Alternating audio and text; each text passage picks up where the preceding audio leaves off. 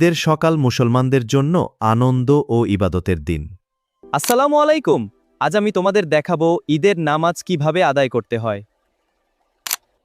প্রথমে সবাই সুন্দরভাবে কাতারে দাঁড়িয়ে ঈদের নামাজের নিয়ত করবে। ইমাম আল্লাহু আকবার বললে সবাই নামাজ শুরু করবে। আল্লাহু আকবার। এরপর সবাই মনোযোগ দিয়ে শানা পড়বে। সুবহানাকাল্লাহুম্মা ওয়া বিহামদিকা ওয়া তাবারাকা ইসমুকা ওয়া তাআলা জদ্দুকা ওয়া লা ইলাহা গায়রুকা। প্রথম রাকাতে 3টি অতিরিক্ত তাকবীর দিতে হয়।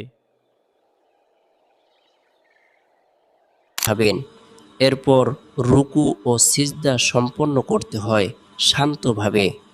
দ্বিতীয় রাকাতে ইমামের কিরাত মনোযোগ দিয়ে শুনতে হয়।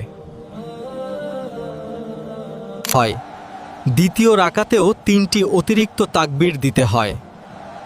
তুণ্ড করে নামাজ শেষে ডানে ও বামে সালাম ফিরাতে হয়।